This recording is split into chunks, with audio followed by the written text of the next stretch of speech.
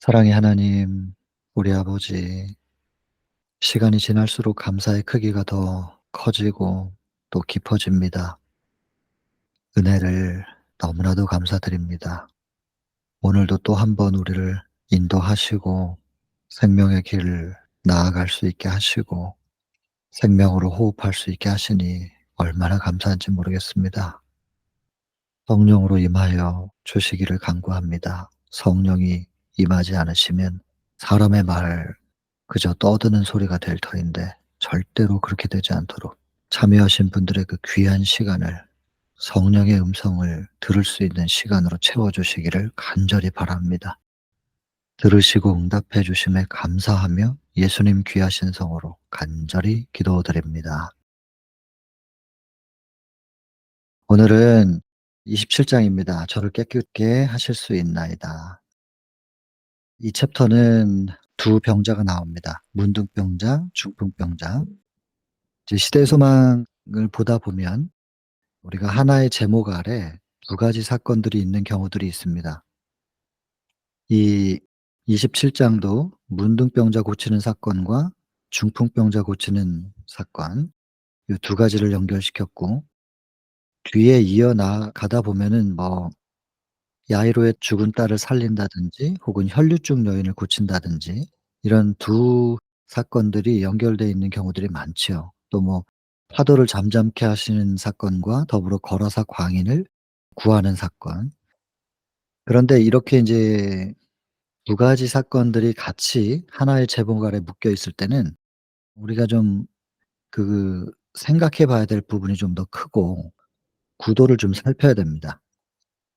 이제 여기 인제 문둥병자와 중풍병자 이야기 이 두 가지 상황은 이제 병렬식으로 좀 보시면 좋습니다. 그래서 1 번, 2번 이거는 인제 직렬로 연결하는 거고요, 순서대로.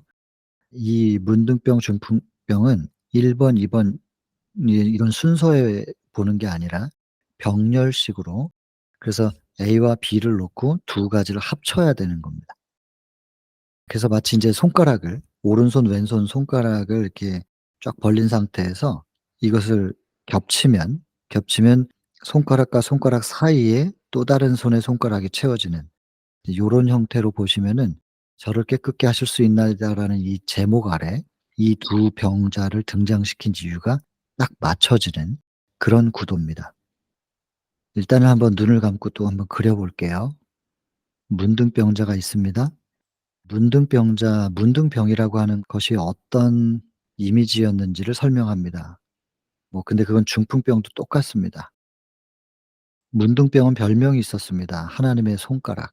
이게 찍혔고 끝났다라는 겁니다. 중풍병도 똑같습니다. 그래서 그 당시에 지도자들은 고통당하는 사람들, 병증이 나타나는 것은 하나님의 저주라고 봤기 때문에 천시 여겼어요. 그리고 '희망이 없다.'라고 그들이 판정을 내린 것입니다. 참 슬픈 일입니다. 복음에 대한 이해를 이런 식으로 가지고 있고 이렇게 해석하고 있는 지도자들의 그 이해의 그릇 안에서 백성들이 갇혀 살 수밖에 없다는 거, 이거는 너무나도 슬픈 일입니다. 근데 이 문득병자는 격리돼서 살 수밖에 없죠. 그런데 소식이 들리는 거예요. 중풍병자에게도 똑같아요. 소식이 들리는데 예수 그리스도에 대한 소식이 들립니다. 여기서는 중요한 건 누군가 전달자가 있었다는 겁니다. 중풍병자 같은 경우에는 그래도 좀 나아요. 문둥병자는 일반 사람들은 문둥병자들과 접촉을 하면 안 되거든요.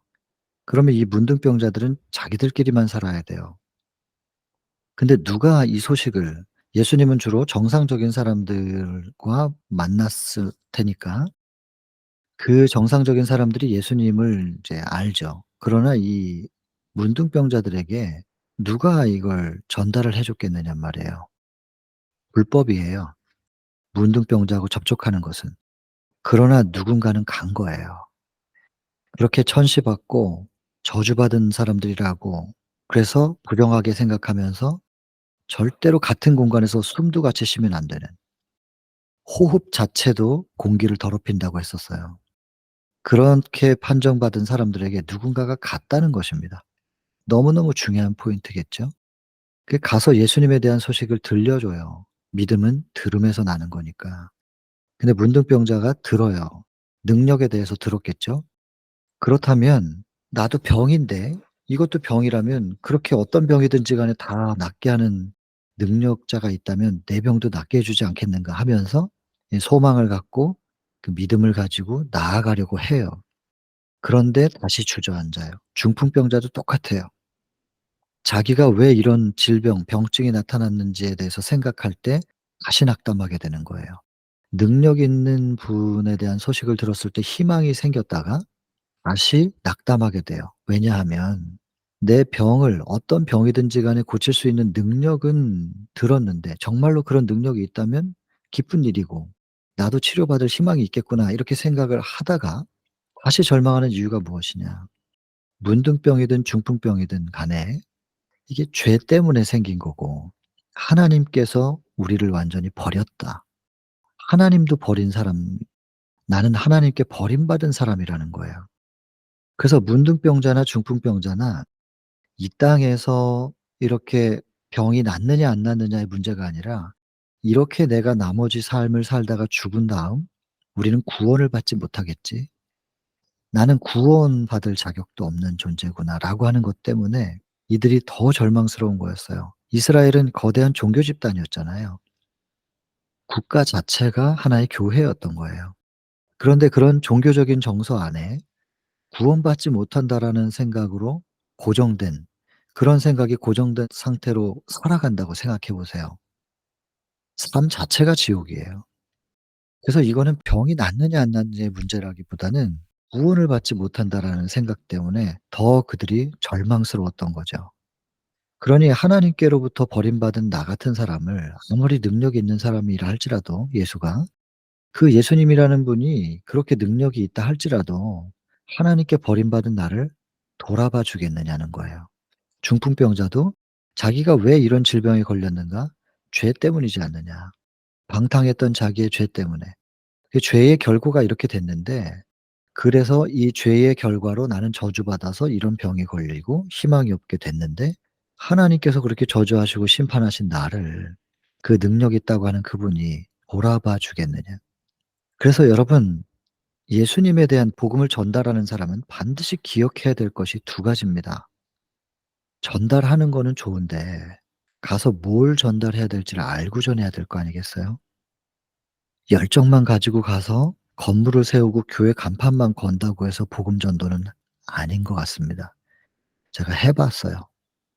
계속 개척지 다니면서 해 봤는데 뭘 전할지도 모르면서 가서 전하면 그 초기 문집의 그 말씀이 굉장히 충격적인데 "교회들이여 신중하라. 선교사를 파송하는 일에 있어서 신중하라. 준비되지 못한 선교사가 선교지에 가므로 하나님께서 우주 앞에 수치를 당하신다." 여러분 이건 굉장히 충격적인 말이에요. 여러분 여기서 준비돼야 된다는 게 신학을 해야 된다는 것도 아니고 지적으로 준비돼야 된다는 거 뭐 교리를 완벽하게 알고 있어야 된다든지 그런 뜻은 아닙니다.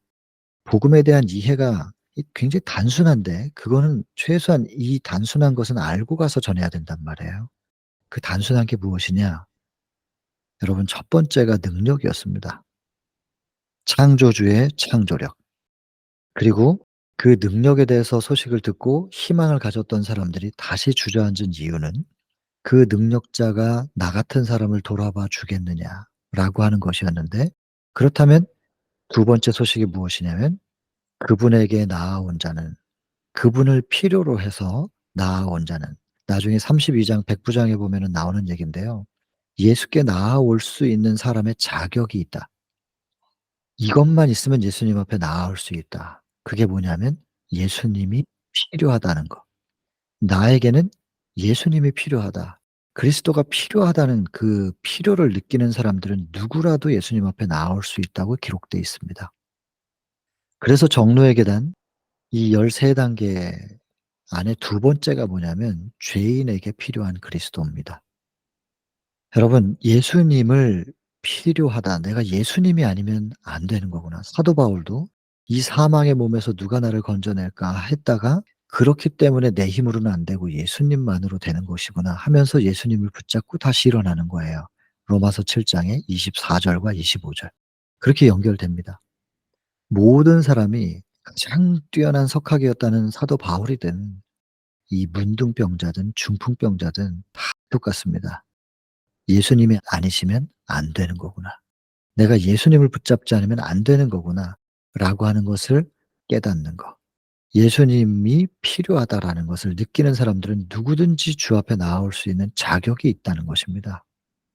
그래서 예수님 앞에 나오는 자는, 필요를 느끼고 나오는 자는 단 한 사람도 외면당한 사람이, 거절당한 사람이 없다더라라고 하는 것이 두 번째 소식이었어요. 품성에 대한 소식이었던 거죠. 여러분, 그래서 복음은 창조주를 전하는 게 복음입니다. 그럼 창조주의 속성 두 가지가 무엇이냐? 첫 번째는 능력입니다. 말씀으로 모든 것을 창조하실 수 있는 분. 두 번째는 당신이 낳은 그 피조물, 그 자녀들을 목숨보다 더 사랑하시는 분. 신의 생명보다 더 소중히 여기고 사랑하시는 분. 이것은 기본인 거예요. 이 두 축을 가지고 있어야 그 위에 뭔가가 이렇게 건물들이 세워지거든요. 근데 이 두 축이, 기둥이 인제 세워져 있지 않은 상태에선 뭘 아무리 그 위에 지붕을 올려도 무너져요. 단순하잖아요. 창조주를 전하는 거예요. 그래서 우리가 안식일 교인인 거예요. 창조의 기념일. 요일 가지고 투쟁할 일이 아니라, 그거 가지고 싸울 일이 아니라 창조의 기념일, 창조주가 어떤 분인가, 창조주를 제대로 바라볼 수 있게 하는, 우리는 그 빛을 받은 사람들입니다, 안식일 교인들은. 그러니 복음을 전할 때도 안식일 속에 담겨 있는 창조주를 전해야 될 거 아니겠어요? 이걸 꼭 기억하셔야 됩니다. 그래서 문둥병자도 중풍병자도 예수님의 품성에 대한 소식을 들었을 때, 그 들은 내용이 기억되었을 때 '그렇다면 나도 한번 가 보자.'라고 하면서 믿음이 들음에서 난 거예요. 그 예수님에 대한 소식을 듣고 믿음이 생겨서 나아간 거죠. 그러나 예수님 만나는 게 쉽지가 않아요. 문둥병자도 먼저 나온 사람들이, 그 인파들이 둘러싸 있었어요, 예수님을. 뚫고 들어가려고 하자 문둥병자인 것이, 온몸에 문둥병이기 때문에 금방 알 수 있죠.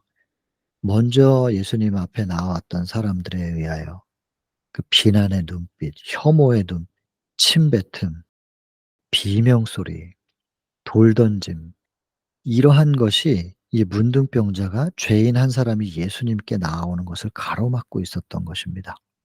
중풍병자 똑같아요. 먼저 나온 사람들이 예수님을 둘러싸고 있어서 이 중풍병자가 예수님을 쉽게 못 만나요. 그래서 집 건물 뒤로 가서 지붕으로 올라가서 지붕을 뜯고 내려오잖아요. 문둥병자는 목숨을 걸고 전진해요. '돌 맞아 죽겠지.' 그래도 이 본문의 내용에 보면 뭐라고 되어 있습니까? 다른 거, 비난의 눈빛이든 뭐 침뱉음이든 여러 가지 우리가 유추해 볼 만한 상황이 있는데, 그런 것들은 하나도 이 사람 눈에 보이지 않습니다.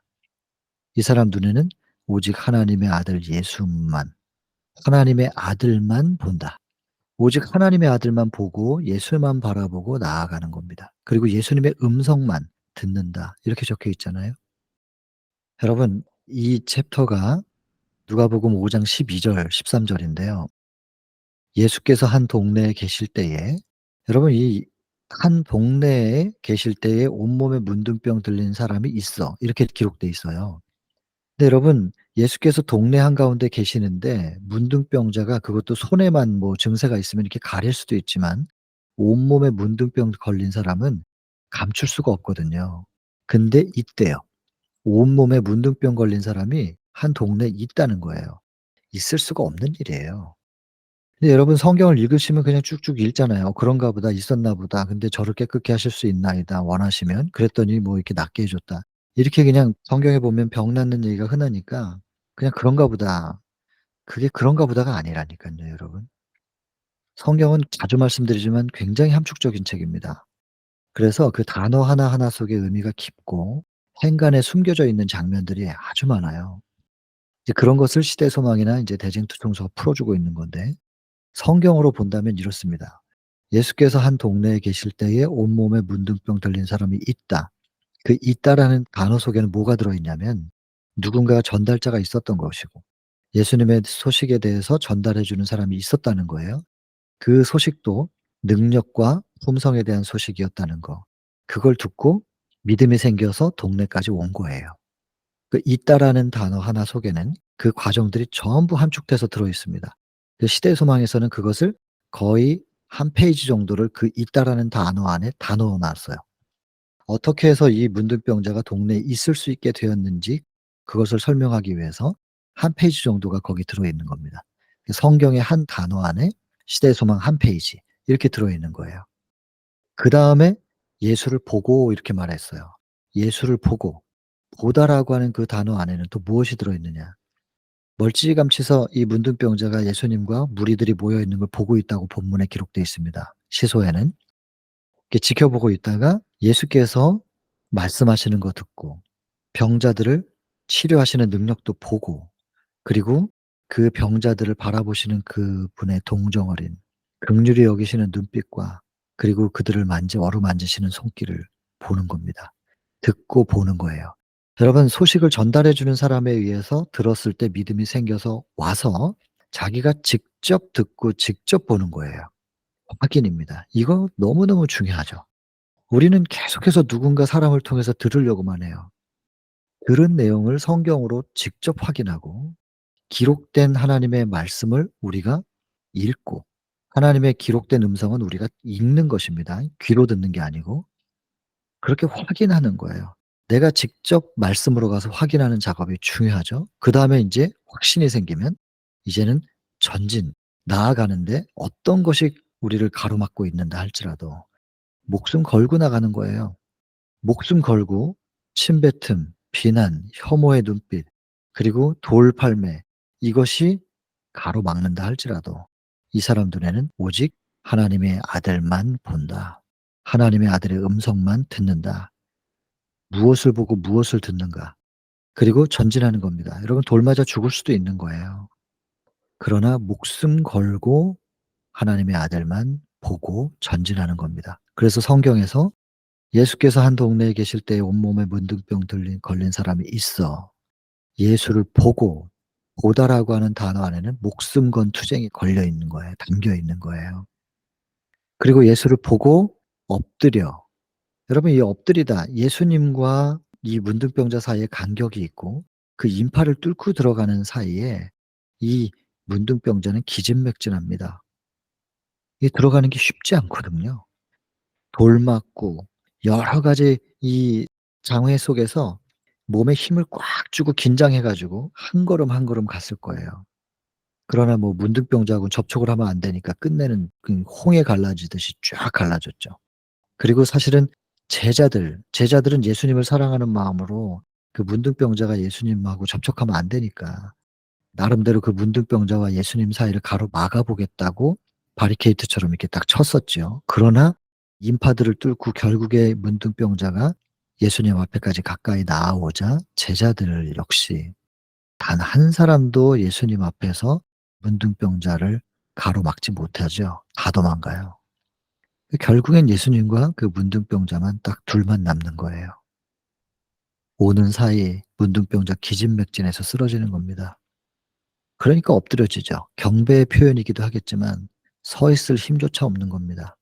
엎드려져서 "원하시면 저를 깨끗게 하실 수 있나이다." 능력은 확인한 거예요. 들었고 와서 자기가 직접 봤어요. "깨끗게 하실 수 있다." 능력은 확인했는데 마지막 확인하고 싶은 게 무엇이냐면 '나 같은 사람도 아직 사랑받을 자격이 있습니까? 새 생명을 요구할 자격이 있습니까?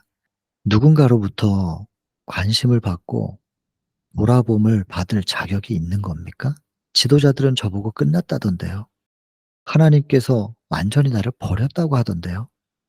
저 같은 사람이 아직도 희망이 있는 걸까요? 사랑받을 수 있는 걸까요? 원하십니까? 능력이 있는 건 분명히 확인했는데 저 같은 사람도 치료하기를 원하십니까? 품성에 대해서 확인하고 싶은 거예요. 그랬더니 예수님이 말씀을 안 하세요. 말로 쉽게 "내가 원한다." 이렇게 말하면 좋은데 쉬울 텐데 그렇게 안 하세요. 이 사람이 너무나 간절하게 확인하고 싶은 게 품성이고 나도 사랑받을 자격이 있느냐는 건데 그 질문에 대하여 예수님께서요 말로 쉽게 그렇게 대답을 못 하시는 거예요 예수께서. 그래서 그 사람에게로 나아가요. 문둥병자에게 걸어가는 거예요. 이 문둥병자도 예수님 코앞에까지 오지는 않았겠죠. 자기가 자기를 아는데 감히 어떻게 예수님 앞에 그 코앞에까지 갔겠어요. 인파들은 다 뚫린 것 같으니까 바로 엎드려져서 예수님께 외쳤겠죠. "원하시면 저를 깨끗게 하실 수 있나이다." 그랬더니 예수님께서 그 문둥병자에게로 한 발 한 발 내딛는 겁니다. 그려지시죠 지금? 눈 감고 계시는 거죠? 저는 눈 감고 있습니다만. 여러분 같이 그려 보는 거예요. 한 발 한 발 내딛는 거예요. 여러분 조금 전에 이 문둥병자가 예수님께로 나아오기 위해서 전진했을 때 인파들은 같은 가까이서 숨도 쉬고 싶지 않기 때문에 입과 코를 틀어 막고 홍해가 갈라지듯이 갈라졌습니다. 예수님의 제자들조차도 다 도망갔어요. 모두가 이 문둥병자를 그렇게 더럽게 여겨요. 예수님께서 그에게로 나아가시는 거예요. 그리고는 그 사람 몸에 손을 대시는 거예요. 문둥병자가 얼마나 충격받았겠어요. 엎드려져서 고개를 땅에 떨구고 "원하시면 저를 깨끗게 하실 수 있나이다." 하면서 "어떻게 될까?" 하면서 움츠려 있었겠죠. 근데 누군가의 손이 자기한테 턱 올려지는 거예요. 문둥병자들끼리나 접촉을 했지. 이렇게 정상적인 사람들이 살고 있는 마을에서 누가 자기 몸에 손을 대겠어요. 뭔가 접촉이 된다면 돌이나 날라오는 거겠지. 근데 예수께서 손을 딱 대시는 거예요. 얼마나 깜짝 놀랐겠어요. 문둥병자 자신이 놀랐을 거예요 아마. 근데 그 한 행동으로 '내가 얼마나 원하는지 알겠지.' 그거거든요. 이 정도면은 더 대답이 필요하냐? 이제 이 정도면 믿을 수 있겠지. 알 만하지 않니? 그냥 손을 대 버려요. 온몸에 문둥병 들린 사람에게. 그 당시에 정서 속에서 있을 수 없는 일이잖아요. 끝난 거예요. 그 문둥병자는 '이런 분이셨구나. 이런 분이 하나님의 사랑이 이런 거였구나.' 끝난 거예요. 지켜보는 모든 사람들에게 예수께서 증거하셔야 되니까 말씀을 하십니다. 당신들도 들으라고. "내가 원하노니." 지도자들은 버렸다고 하지만 하나님은 원하신다. 내 하늘 아버지는 원하신다. "내가 원하노니 깨끗함을 받으라." 여러분 "깨끗하여져라." 아니고 깨끗함을 받으래요. "나는 줬다." 이 말입니다. 지금도 똑같아요. 십자가에서 예수님은 저의 어제와 오늘뿐만 아니라 내일 혹시 짓게 될 죄까지도 다 깨끗하게 용서하신 것입니다. 나의 죽을 때까지 지을 죄까지도 다 용서하신 것입니다. 베드로처럼 "나는 절대 부인하지 않겠다."고 했는데 부인했잖아요. 억울하다고 했지만 부인했어요. 내일 내가 무슨 죄를 지을지 지금 꽤 괜찮은 사람인 것처럼 괜찮은 그리스도인인 것처럼 이 살아도 내일 내가 얼만큼 파렴치한 행동을 하게 될지 나는 모르고 누가 저한테 그런 얘기하면 아마 화를 낼 거예요. 나를 어떻게 판단하냐고. "당신이 무슨 권리로?" 뭐 이렇게 화를 내겠죠. 근데 그다음 날 그렇게 제가 한다면 말이에요. 베드로가 완전히 무너져 내린 것처럼 '내가 이렇게 파렴치한 짓을 할 것을 미리 보셨구나. 근데 이것까지도 미리 용서하신 것이구나.' 하면서 겟세마네 동산으로 달려가 눈물로 회개하고 거기서 베드로가 되는 거거든요. 시몬 흔들리는 갈대였던 그가 흔들리지 않는 바위가 되는 장면이에요. 그 사랑에 접촉이 됐을 때. 여러분 우리가 죽을 때까지 지을 죄까지도 이미 다 용서하셨습니다. 그리고는 손을 대시면서 "이 정도면 알겠니?" 하시는 그분의 음성을 우리 모두에게 하시는 음성으로 들으셔야 될 겁니다. 그래서 예수님 앞에서는 뻔뻔스러울 수가 있는 거예요. 사람들이야 뭐 참 이 벼룩도 낯이 있다는데 저 어떻게 저렇게 뻔뻔스럽게 또 그러나 예수님이 나를 용서하셨는데 어떡해요. 사람들은 나를 비난해도 예수님은 나를 용서하셨기 때문에 내가 예수님 때문에 부끄럽지만 뻔뻔스럽지만 그러나 예수님 때문에 내가 다시 일어서고 다시 전진하고 다시 내가 주의 이름을 이 더러운 입술이지만 이 입술에 주의 이름을 담고 말합니다. 이렇게 할 수 있지 않겠습니까? 우리가 호흡하고 있다면 주께서는 우리를 사랑하고 계시는 것이고 우리가 주께 나아와서 "저를 깨끗하게 해 주시기를 바랍니다."라고 기도하기를 기다리고 계시는 분이기 때문에 말입니다. "깨끗함을 받으라. 나는 줬다." 이 말이에요. 나는 이미 다 줬으니까 네가 나에게 깨끗함을 요구할 게 아니라 나는 이미 다 주었으니까 그냥 받으라는 거예요. 네가 받아들이기만 하면 너는 깨끗하게 될 거야.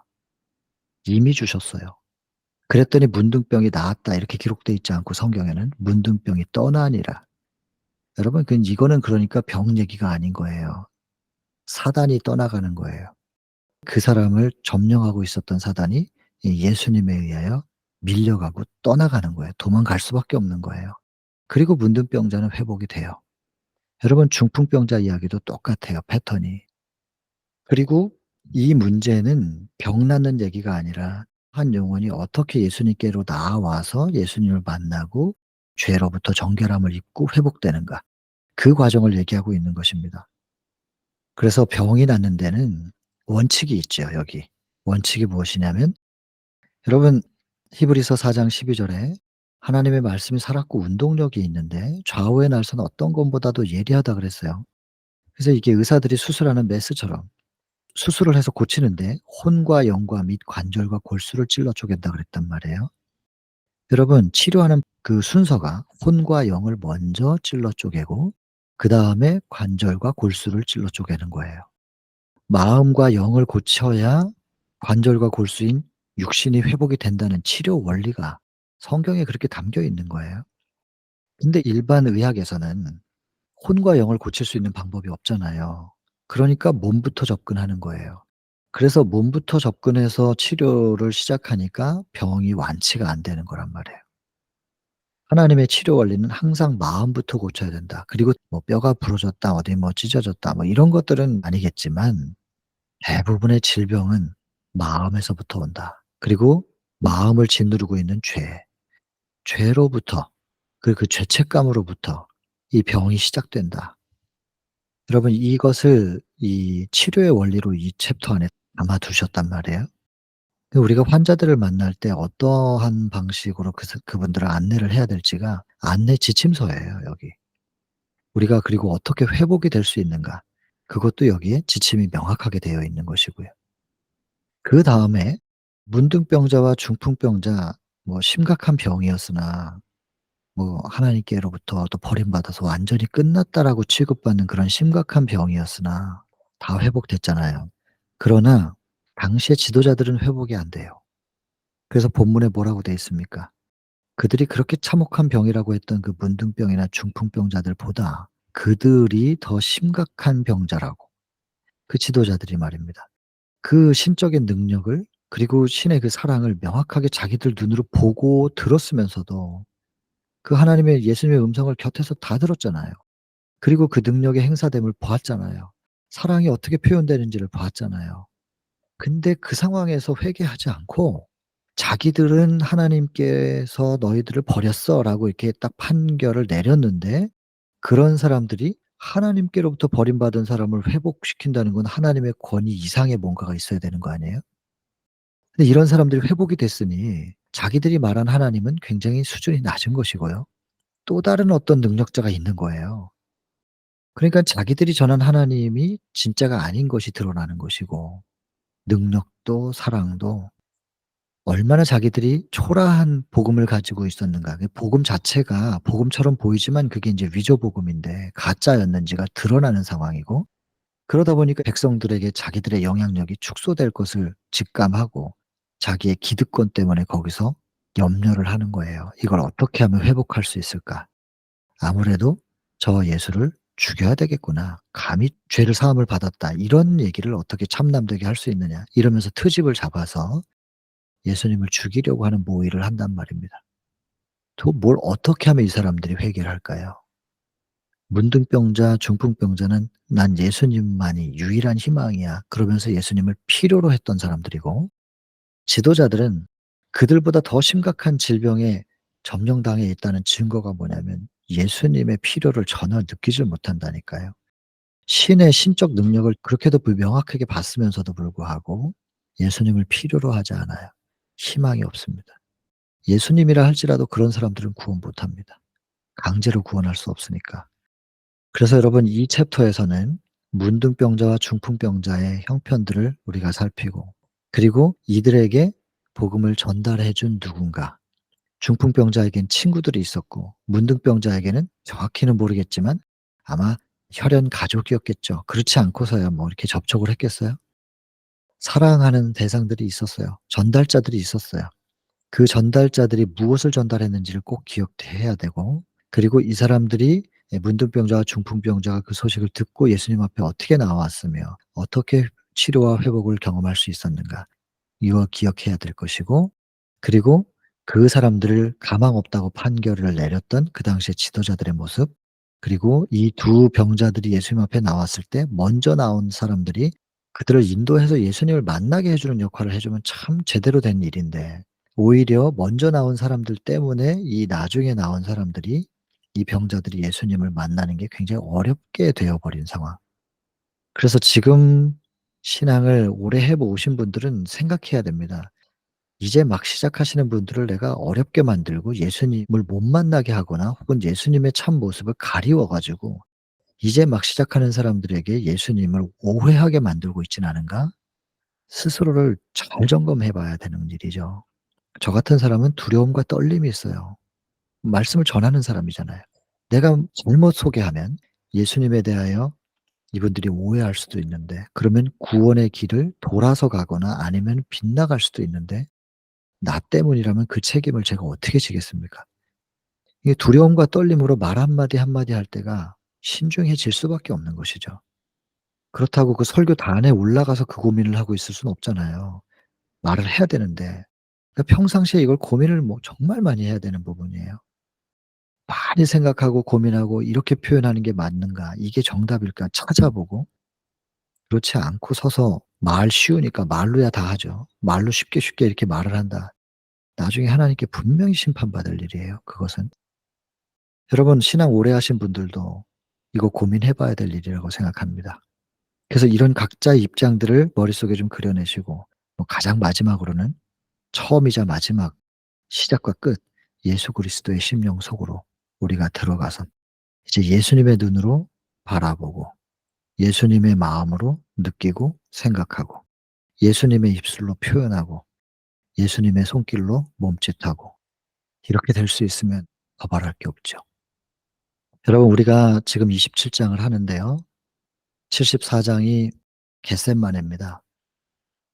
여러분 그 겟세마네, 예수께서 원하시면 이 잔을, 이 할 수만 있다면 이 잔을 내게서 지나갈 수 있게 좀 해 주십시오.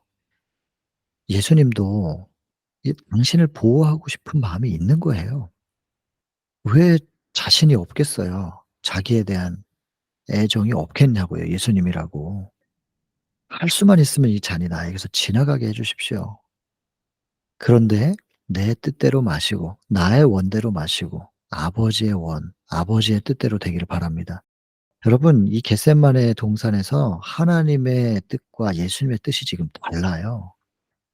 예수님은 지나가고 싶고 안 마시고 싶고, 하나님은 "이 고난의 잔을 마셔." 이렇게 말씀하시고 계시니 다르잖아요. 예수님이 인간이었다니까요. 이렇게 다르지만 예수님께서 우리가 25 장에서 공부한 것처럼 말도 안 되게 지금 그물을 내리라고 할 때 "말씀에 의지하여 그물을 내리리이다." 누가복음 5장 5 절에는 그렇게 돼 있지만, 시대소망에는 뭐라고 돼 있냐면 아시죠? 기억나시죠? 사랑하여서. 예수님을 사랑하는 마음으로 순종했다. 순종은 사랑으로 나오는 거예요. 사랑이 돼야 순종이 돼요. 근데 사랑을 안 가르치고 순종을 하라고 하면 이게 인제 껍데기 신앙을 하는 거예요. 위선과 가식이 생기게 되죠. 겉으로는 하는 것 같은데 속은 아니란 말이에요. 예수님이 겟세마네 동산에서 거부하고 싶었으나, 인류, 내가 거부하면 인류가 어떻게 구원을 받겠는가. 인류에 대한 사랑. 인류가 구원받지 못한다면 하나님 아버지는 또 얼마나 슬퍼하실 것인가. 하나님 아버지에 대한 사랑. 그 사랑 때문에, 그 사랑이, 예수님 자신은 이것을 잔을 마시지 않기를 원하지만 그 사랑이 예수님을 완전히 점령하여 그 고난의 잔을 마시기로, 내 바램대로 되지 않고 아버지의 원과 아버지의 뜻대로 되기를 바랍니다 하면서 받아들이는 거예요. 여러분 신이 자기의 자아를, 신 자체가 완전히 자기 자신을 비웠어요. 당신 자신을 완전히 다 줬다고요. 그리고 신의 자아가 단 1도 없는 거예요. 먼지만큼도 없이 다 드리고 기꺼이 그것을 받아들여요, 사랑 때문에. 여러분, 예수님이 이런 분이셨어요. 무아의 경지로 가는 거예요. 그게 진짜 사랑인 거죠. 그분의 사랑은 그런 거였어요, 하나님의 사랑은. 근데 여러분, 그런 자아와의 투쟁, 그리고 자아를 비워가는 그 투쟁의 자리에, 투쟁하는 기도의 자리에 초청받은 세 사람이 있단 말이에요. 베드로, 요한, 야고보. 지켜봐 달라는 거예요. 내가 어떻게 자아를 비우는지를 지켜봐 달라. 그리고 너희도 나를 따를 수 있겠느냐. 나를 따른다는 건 이런 거야. 자아가 완전히 비워지는 거야. 이런 길에 나는 너희를 초청한다. 와줄 수 있겠느냐. 여러분, 이건 엄청난 특권이면서 침례 요한의 죽음을 허락한 하늘, 이 하늘이 인간에게 줄 수 있는 가장 큰 영예로움을 받은 침례 요한. 그 침례 요한에게 요구되어진 것들을 베드로, 요한, 야고보도 사실은 초청을 받은 거란 말이에요. 근데 졸아 버렸죠, 그냥. 그래서 그 초청이 뭔지 그 의미조차도 모르잖아요. 여러분, 우리는 지금 어디에 초청받고 있냐면 자아를 비우는 자리, 겟셋마네 동산으로. 사실 우리를 지금 십자가 밑으로 다 부르시고 계시기 때문에 겟셋마네 거쳐서 십자가잖아요.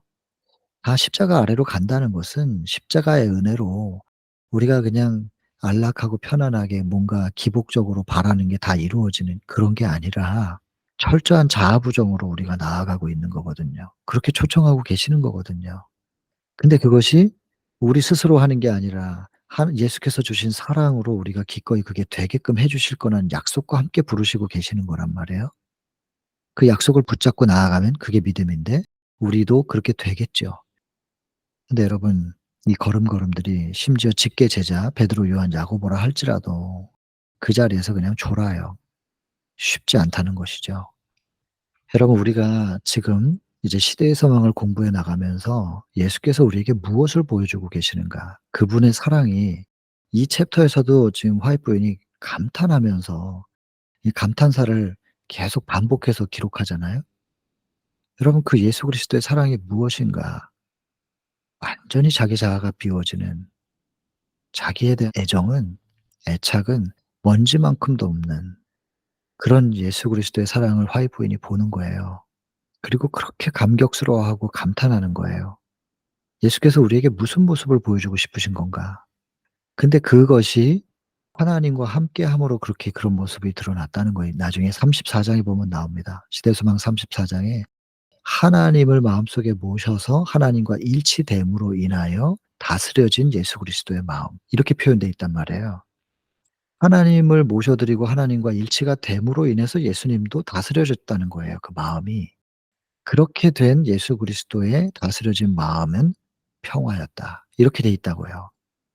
우리는 똑같아요. 예수님이 육신으로 오셔 가지고 성육신 하셔서 하나님과 함께함으로 마음을 다스리고 평화, 절대 평안의 경지에 들어가신 것처럼 그 고난 가운데서도 평안하셨던 것처럼 우리도 예수님을 마음속에 모심으로 성육신이 이루어짐으로 절대 평안, 절대 자유, 진리를 아는 사람들에게 약속된 자유, 진리가 너희를 자유케 하리라. 거기로 우리를 초청하고 계시는 거거든요. 우리 모두가 다 지금 초청받았습니다. 십자가 아래로, 또 겟셋마네 동산으로. 그 길이 우리에게 무엇을 기대하고 있는지에 대해서 알고 가셔야 됩니다. 그리고 '아 난 도저히 그건 안 될 것 같은데.' 염려하지 마시고 내가 나를 비우고 내가 내 자아를 굴복시키고 그렇게 하라는 게 아니니까. 예수 그리스도의 사랑, 그분을 우리가 마음속에 영접해 드리면 사랑이신 그분이, 사랑으로만 충만하신 그분이, 사랑 자체이신 그분이 우리 안에 영접되어지면, 우리 안에 들어오시면 우리의 심령을, 우리의 비록 더럽혀진 성소지만 성소 정결을 이루시는 거죠. 그 사랑이 우리를 다 감싸서. 그렇게 사랑으로 예수 그리스도로 충만되어 있는 그 심령은 속에는 자아가 자리 잡을 수가 없어요. 자아가 밀려가는 것이죠. 그리고 우리는 겟셋마네 동산에서의 예수님의 승리의 기도를 우리도 할 수 있고 십자가에서 다 이루었다라고 하는 그 외침을 우리도 할 수 있게 되는 것이죠. 거기까지 우리를 인도해 주실 테니까. 여러분, 신앙을 한다는 것은 복을 구하는 것, 이 땅에서의 복을 구하는 것이 절대로 아닐 것입니다. 한 걸음 한 걸음 한 챕터 한 챕터 나아가면서 예수께서 우리에게 무엇을 보여주고 계시는지 문둥병자에게 손을 갖다 대 버리시는 그런 예수님의 모습 속에서 우리가 무엇을 배워야 하고 무엇을 우리 심령 속에 채워야 할 것인가, 그리고 우리는 끝내 어디로 초청받고 있는 것인가를 이제는 좀씩 감을 잡으시면서 나아가야 될 것입니다. 결론만 생각하면 까마득해서 못 갑니다, 두려워서. 어떻게 그렇게까지 자아를 비울 수 있을까? 그걸 생각하면 못 가요. 그러나 되게 해 주시는 분이 계셔요. 그걸 믿는 거예요. 우린 창조주를 영접하고 문둥병자, 중풍병자를 회복시키시는 그 창조주를 우리가 마음속에 모시고 나아가면 우리 마음에 있는 문둥병, 중풍병도 분명히 회복시키시고 깨끗하게 치료하실 것을 믿고 우리가 나아가는 것입니다. 그리고 끝내는 내가 치료함을 받은 것처럼 치료가 필요한 사람들에게 기꺼이 우리의 자아를 굴복시키고 그들에게 사랑을 전할 수 있는 그 자리까지 우리가 지금 초청받고 있는 것이죠. 그리고 끝내 마지막은 사단 앞에서도 증명해야 됩니다. 우리 인류가 이렇게 예수 그리스도와 하나 되어 하나님의 품성을 회복할 수 있느냐 없느냐를 증명하는, 믿음으로 말미암아 사랑할 수 있는 것이냐. 예수님과 어떠한 상황에서든지 간에 예수님과 하나님과 이 믿음의 관계를 놓지 않을 수 있다는 것을 증명하는 그 마지막 자리에까지, 야곱의 환란입니다. 거기까지 우리가 초청받고 있다고, 지금 우리는 그런 초청을 받고 있는 시대에 살고 있다는 것을 기억하시면 좋겠습니다. 이것이 현대기별입니다. 자, 이렇게 그려 보았습니다. 본문이 내용이 길어요. 그래서 제가 살살 넘겨 드릴 테니까 표시된 것만 보세요. 문둥병, 죄 때문에 심판으로 여겨지고 하나님의 치심, 하나님의 손가락.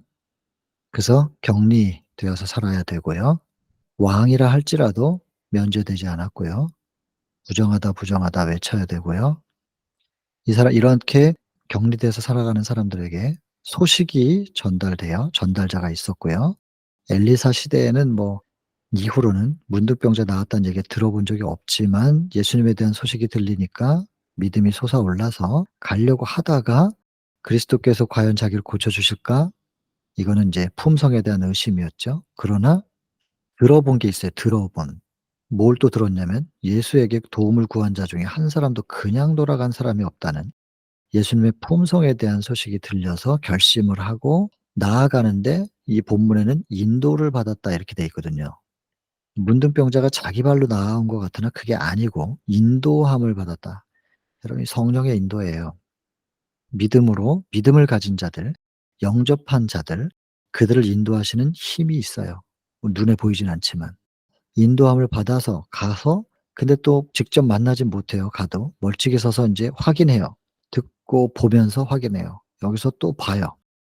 그래서 확인하고 나서 보면 볼수록 믿음이 더 강해져요. 로마서 1장 17절 "믿음으로 믿음에 이르게 한다." 오직 의인은 믿음으로 말미암아 사는데 믿음으로 믿음에 이르게 한다. 처음에 믿음에서, 들은 믿음에서 이젠 자기가 직접 확인하는 믿음으로 성장, 믿음이 강해지는 거예요. 그리고는 가까이 나아가고 소망만을 생각하면서 전진해 가지고 갔는데 사람들은 그냥 난리가 났어요. 길을 쓰고 서로 밀쳐내고 혐오의 표정, 이런 거. 근데 문둥병자는 하나도 보이지 않아요. 오직 하나님의 아들만 보고 그의 음성만 들어요. 그리고 "원하시면 저를 깨끗게 하실 수 있나이다." 그랬더니 예수께서 손을 얹으셔요. 말씀드렸던 내용이잖아요. 치료하고 나서 알리지 말라고 해요. 이유는 그 사람을 위해서예요. 먼저 첫 번째는 예수님이 치료했다 그러면은 깨끗하게 된 걸 인정 못 받을까 봐. 예수님께 대한 반감 때문에 예수님이 치료한 문둥병자를 인정하지 않을까 봐. 그래서 그 사람을 위해서고, 두 번째는 예수님의 사역을 위해서였어요. 그다음에 나중에 예물을 드리고 이렇게 하라는 거는 예수님께서 "나는 율법을 존중하는, 폐하러 온 게 아니라 존중하고 완전케 하러 왔다." 이것을 증명하시기 위한 세 가지 이유가 있었습니다. 자, 그래서 엄히 경계해서 이렇게 말씀드린 대로, 그래서 그런 이유 때문에 다른 목적도 있었고 그게 다 제가 지금 말씀드린 겁니다. 사업이 방해받게 될까 봐. 근데 이 문둥병자는 '아 예수님이 겸손해서 그런 것이지.' 이렇게 생각하고 그냥 다 소문 내 버려 가지고 실제로 예수님의 활동이 중지될 수밖에 없는 상황입니다. 그리고 또 다른 게 내포되어 있는 것이 무엇이냐면 사람들은 예수께서 율법과 뭐 이런 거 반대한다고 주장을 했는데 그거 아니라는 거예요. 예수님께서는 그가 인류를 사랑하신 것과 율법을 존경하고 계시는 것, 이거를 증명을 하셔야 될 일이었던 것이죠. 그래서 그렇게 그 당시 의문의 율법의 지시대로 문둥병자에게 그렇게 하라고 얘기하신 거예요. 자, 왜 근데 그렇게 하셨냐면 당시 지도자들을 의문에 속한 율법을 고수하고 있는 사람들과 어떻게든 우호적으로 만나고 싶으셨던 거거든요. 그들이 예수님을 적대하긴 했어도 예수님이 그들을 적대하지는 않았습니다. 어떻게든 그들을 만나서 복음을 전하고 참 복음에 대해서 참 진리에 대해서 그들을 좀 눈뜨게 해 주기 위해서 애를 쓰셨던 거예요. 그래서 온갖 방법을 다 쓰셨다고 여기 적혀 있습니다. 그중에 하나가 의문의 율법대로 이렇게 예물을 드리고 하라고 문둥병자에게 그렇게 얘기하신 이유 중에 하나가 그것이라는 거예요. 자, 그리고 결국에 이 문둥병자는 이스라엘 회중으로 회복이 돼서 이제 정상적인 삶을 살게 되었습니다. 그리고 제사장들도 예수님의 신적인 능력은 확신을 하게 됐고 그게 이제 기회였던 건데 이걸 거절하면 다른 기회는 없어요. 뭐 어떻게 더 이상 할 수가 없는 거예요. 근데 그들은 거절하지요. 그래도 여기 보시면은 그때 바로는 뭐 이렇게 입장 때문에 못해도 승천하신 후에 허다한 제사장의 무리도 복종하는 사람들이 생겼습니다. 예수님의 사역 자체가 전혀 의미가 없었던 것은 아닙니다. 그리고 문둥병자를 깨끗하게 하신 것은 역시 죄의 온몸에 문둥병이 들려 있던 이 상태는 죄의 문둥병, 이게 이렇게 적용이 돼야 되는 것이죠, 영적으로. 그래서 누구든지입니다. 누구든지. 저는 이 누구든지라는 말이 참 좋아요. 누구든지 사도행전 2장 21 절. 누구든지 주의 이름을 부르는 자는 구원을 얻는다. 누구든지 십자가 한 편의 강도라도. 그리고 저라도. 내가 지금 호흡하고 있다면 누구든지 불러도 되는 이로 구원 되신 예수 그리스도. 너무 좋지 않습니까? 너무나 큰 사랑이에요. 내가 1초 전까지 무슨 짓을 했든지 간에 어떤 인간이든지 간에 지금 진정으로 내가 악하다는 거, 죄라는 것을 깨닫기만 한다면 누구든지입니다. 심판을 피하기 위해서 주의 이름 부르는 거, 그 간교한 그 부름이 아니고 죄에 대한 자각으로 주 앞에 가난한 심령이 되어 주의 이름을 부른다면 누구든지 외면당하지 않는다. "내가 원하노니 깨끗함을 받으라." 이렇게 말씀하시는 그 음성을 듣게 될 것이죠. 여러분, 응답이 지체되는 기도도 있어요. 구하는 거 말고 다른 거 주시는 기도도 있어요. 그러나 우리가 죄로부터의 구원을 간구할 때는 그냥 즉시예요. 즉시 해 주시겠다는 거예요. 이거 믿으셔야 됩니다. 그래서 제가 베델에 오신 환자분들에게 꼭 자주 하는 말인 거예요. "이게 마지막이다."라는 순간이 온다면 아직 의식이 있고 아직 호흡이 있다면 그때라도 괜찮으니까 주의 이름을 부르십시오. 지금이라도 불러도 됩니까? 염치 없지만. 그러면서 불러 보시라고. 구원의 권한은 하나님께 있으니까 구원해 주실지 어찌 알아요 그걸. 십자가 한 편의 강도도 그렇게 구원받았는데. 불러야 됩니다. 어떠한 상황에서든지 간에 불러야 됩니다. 괜히 염치 없는데 뭐 이런 생각하지 마시고 불러야 됩니다. 외면하실 수 없는 분께서 해 보세요. 만약에 우리가 우리의 죄를 자백하면 죄를 안 짓는다고 해 놓고서도 또 죄를 지었어요? 그러나 그런 상황에서라도 죄를 자백하면 미쁘시고 의로우사 우리 죄를 사하시며 불의에서 우리를 깨끗하게 해 주실 것이다. 말씀에 의지하여 불러보는 겁니다. 다시 말씀드리지만 죄에 대한 자각이 있다면 심판이 두려워서 하는 그런 뭐 불험은 예수께서 다 아실 테니까 분별은 그분이 하실 일이에요. 그러나 우리는 불러야 될 일입니다. 중풍병자에게 인제 똑같은 얘기예요. 근데 하나가 더해진다면 인제 위에 문둥병자에게도 내용은 똑같은데 그런 표현이 없었던 거지만 죄를 용서하시는 당신의 능력을 나타내기 위함이다. 그래서 실제로 중풍병자에게는 병 낫는 얘기보다는 "죄 사함을 받았다." 그 얘기를 먼저 하시니까요. 이걸 증명하시고 좀 선포하셔야 될 이유가 있었던 겁니다. 자기가 왜 질병에 걸렸는가. 죄악된 생활의 결과입니다. 결국엔 이건 뭐 부인할 수는 없죠. 죄된 생활의 결과인 건 맞아요. 그러니까 인제 의심하잖아요. '나같이 죄인을 돌아봐 주겠느냐.' 돌아봐 주신다니까요. 근데 이건 인정해야 돼요. '내 죄 때문이구나.' 인정을 해야 돼요. 그래서 인제 근데 배들에 오시는 환자분들한테 이 "당신이 암 걸린 건 당신의 죄 때문이에요." 이렇게 말하면 기분 나쁘셔 가지고 그 마음은 열겠어요? 근데 여러분 사실 여기 밑에 보면은 "바리새인들의 죄는 더 크다." 이게 죄 때문에 병들고 이 병이라고 하는 것이 암이냐 육체의 질병이냐 이렇게만 생각하니까 그러는 거죠. 하나님이 보시는 병은 그게 죄예요. "세상 죄를 지고 가는 하나님의 어린 양이다." 그러셨는데 요한복음 1장 29 절. 근데 마태복음 8장 17 절. "우리의 연약함을 친히 담당하시고 우리의 질병 우리의 병을 짊어지셨도다." 세상 죄를 짊어지셨다. 세상에 우리의 병을 짊어지셨다. 그러니 하나님이 보실 때는 죄가 곧 병이죠. 그래서 인간은 죄인 보고 비난하지만 손가락질하지만 병들어서 고통받고 있는 내 자녀를 비난하는 부모가 있을까요? 제정신이라면? 거기다가 채찍질하고 심판하는 부모가 있겠냐고요. 점점까지 속상하게 해 가지고 "이 부자식이 상팔자야." 뭐 이런 소리를 했다 할지라도 갑자기 아파요. 그럼 끌어안는 게 부모인데 죄인을 인간은 비난해도 예수님은 끌어안고 아파하는 내 자녀 하면서 같이 아파하시는 분이란 말이에요. 근데 인정은 해야 돼요. 내가 이 병에 걸린 것이 이 죄가 결국엔 나를 이렇게 만들었구나. 그래서 뭐 부도덕하게 죄를 지은 게 아니라 할지라도 마음속에 누군가 미워하고 원망하면 그거 굉장한 스트레스 요소거든요.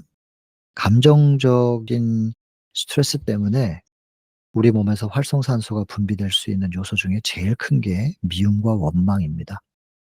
근데 그 활성산소는 정상적인 세포를 변질시키잖아요. 그 변질된 세포들이 많아지면 그게 덩어리를 이루면 그게 암이에요. 그러니까 내 마음속에 무엇을 품고 사는지도 사실은 그게 다 죄니까요. 꼭 뭐 어떤 부도덕한 행동만이 죄라고 할 수는 없는 거니까. 그래서 결국엔 모든 이 질병의 뿌리는 죄는 죄가 맞죠. 근데 이거를 "죄 때문에 그렇게 병 걸린 거예요." 이렇게 말하면은 뭐 나을 병도 안 낫겠죠. 그렇게 표현할 수 없으나 스스로 깨달을 수 있도록 안내해 줘야 돼요. 그리고 그것이 이제 예수 그리스도를 받아들임으로 예 빛이 오므로 어둠이 밀려나가게 하는 어둠을 밀어내고 빛으로 채우는 게 아니라 빛을 받아서 어둠이 밀려나가게 하는 그 과정으로 안내를 해 주는 것이 인제 우리가 복음 전도하는 사람들이 해야 될 일이겠죠. 그러면 치료는 그때부터 시작인 거죠. 중풍병자 치료된 것처럼. 죄 사함을 받았다 하는 순간 치료됐잖아요. 밑에 보면 나와요. 중풍병자도 똑같아요. 들어요. 예수님에 대한 소식을 들은 거예요. 듣고 예수님 만나고 싶은데 걸어갈 수 없어서 친구들한테 부탁해요. 근데 인제 자기 질병이 어떻게 왔는가 자기 죄 때문이라는 걸 생각하고 두려워해요. '나를 고쳐 줄까?' 이런 생각으로. 똑같은 거예요. 문둥병자 케이스하고 똑같아요. 그래서 인제 근데 그 사람 마음속에는 나 같은 사람이 만약에 누군가의 돌아옴을 당하 받을 수만 있다면 그거는 나도 아직 희망이 있다는 거니까 '몸은 안 나아도 괜찮겠다.' 육체적 회복이라기보다는 죄의 짐에서 나도 버림받은 완전히 끝난 죄인은 아니라고 하는 것을 좀 그런 희망을 갖고 싶은 거거든요. 이 사람이 그 얘기죠. 그럼 그렇게 하면은 인제 뭐 병이 낫든지 안 낫든지 살든지 죽든지 만족할 수 있을 것 같다라고 생각하면서 친구들한테 부탁했는데 친구들이 기꺼이 즐거이 그렇게 하겠다고 해 줘요. 이게 은혜입니다 이거. 그래 가지고 근데 여기 보세요. 나왔는데 먼저 나온 사람들 때문에 예수님 못 만나는 그 장면이잖아요. 그 묘사하고 있는 거예요. 거기는 어떤 사람들이 앉아 있었는가 예수님을 먼저 만나겠다고 온 사람들 중에 어떤 사람들이었는지가 적혀 있습니다. 바리새인도 있었고 교법사들이 있었고 혼잡한 군중 속에는 곧 열심 있는 자들도 있었어요. 경건한 자들도 있었고 호기심으로 온 사람들도 있고 불신하는 자들도 있고 여러 가지 사람들이 지금 모여 있는 상태예요. 그리고 이런 사람들은 지금 이렇게 적은 이유가 다른 민족들과 사회의 온갖 계층의 사람들을 대표하는 상징적인 사람들로 여기 지금 이렇게 적어 놓았습니다. 자 그리고 헛수고죠. 못 뚫지를 못해요. 그래서 지붕을 뚫고서 인제 내려가는데 예수님이 보셨죠. 그 사람의 눈과 딱 예수님의 눈이 마주친 거예요. 그리고 저 사람의 눈빛 속에 뭘 갈망하고 있는지 예수님이 딱 느끼신 거죠 뭐.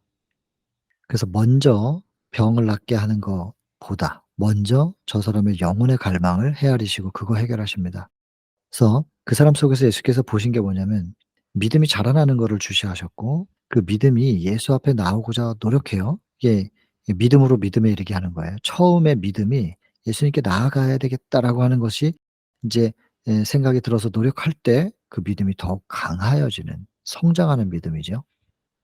그렇게 해서 '예수님께 지금 나아왔구나.'라는 것을 이제 예수님이 보시죠. 그리고는 "죄 사함 받았다." 했더니 "중풍병자가 나음을 받은 것이다. 죄인이 용서를 받은 것이다." 이걸 똑같이 놓잖아요. 중풍병, 중풍 환자, 죄인 이걸 똑같이 놓고 병에서 회복되고 죄에서 용서받고 깨끗해지는 이게 같은 의미지요. 우리도 그럴 수 있다는 거고 벗어나고 나니까 '이 사람 너무나 행복하였다.' 랍비들은 자기들은 인제 하나님의 저주로 "너는 끝났어."라고 자기들이 선언을 했단 말이에요. 그리고 그 사람들이 자비를 구할 때 동정을 구할 때 거절해 버렸던 게 랍비들이에요. 근데 이 예수께서 이 사람들을 고쳐내니까 자기들의 영향력이 상실될까 봐 두려워해요. 회개를 해야지 '내게 구원이 없었던 거구나.'라는 걸 깨닫고 나의 구원을 위해서 회개하고 돌이키고 구원을 붙잡아야 될 일인데 이 땅에서 그 랍비가 뭐 그렇게 대단하다고 말입니다. 이거 랍비. 랍비의 영향력이 상실될까 봐 걱정하는 이게 바보 아니에요, 바보? 이 수표 옆에다 두고 동전 한 10,000개 100 원짜리 10,000개 주머니에다 담아다 주면서 "어떤 거 가질래?" 하는데 부피가 커 보이니까 동전 주머니 선택하는 거하고 똑같은 거예요. 정말 어리석죠. 그 모종의 조치를 취해야 되겠다는 게 결국에 사형에 처해서 죽이자는 거거든요. 그리고는 인제 이 사람은 예수께서는 죄 사하는 능력이 있다는 것을 선포하시고 그런 권세가 있다는 걸 선포하시고 "이제는 일어나서 가라." 했을 때 일어섰습니다. 그리고는 와이프는 감탄을 해요. 놀라운 사랑이에요. 죄 지은 자와 고통당하는 자들을 고치시기 위하여 몸을 굽히신 그리스도의 놀라운 사랑이요. 고통당하는 인류의 불행을 슬퍼하시고 위로하시는 신성이요. 인간 자녀들에게 이와 같이 나타남 받은 기이한 능력이요. 누가 과연 구원의 기별을 의심할 수 있을까? 누가 과연 공정이 많으신 구속주의 자비를 경시할 수 있을까? 화이프인에게는 이런 감탄을 할 만한 사랑이 예수님의 사랑이 보인 거죠. 여러분들은 어떠셨나요? 문둥병자와 중풍병자를 치료하시는 이 위의 내용들을 보시면서 이런 경탄이 좀 생기시던가요? 여러분 다시 보세요. 문둥병자와 중풍병자를 바라보시는 그들을 치료하시는 그 예수님의 심령 속으로 들어갈 수 있게 해 달라고 성령을 간구하시고 기도하세요. 그래서 예수님의 심령으로 다시 문둥병자를 보고 중풍병자를 보고 예수님의 심령으로 문둥병 걸린 중풍병 걸린 나를 보고 그리고 나를 치료하기 위하여 내 몸에 손을 대시는 예수 그리스도의 손길을 느껴보시면은 이런 경탄을 우리도 할 수 있지 않을까 생각해 봅니다. 육체를 치료하는 창조의 능력은 영혼을 치료하는 거죠. 여기 창조 계속 반복되죠. 창조의 능력, 창조. 육체를 고치신 것은 마음을 새롭게 하신 능력의 증거였다. 죄에서 우리를 회복시키실 수 있다는 증거였다. 여러분 우리 비록 죄인이라 할지라도 우리 반드시 재창조 받을 수 있습니다. 그것에 대해서 지금 약속하고 계시는 거거든요. 증명하고 계시는 거예요. 우리가 무엇으로 재창조 받느냐? 여기 생명을 말씀하셨다. 여러분 말씀 속에는 생명이 담겨 있습니다. 생명이 충만한 그 말씀을 계속해서 우리가 받아들이고 그 말씀을 묵상하며 살아갈 때 그 겨자씨만한 씨 속에서 큰 나무가 들어 있잖아요. 그 겨자씨가요. 이 직경 1 센치도 안 됩니다.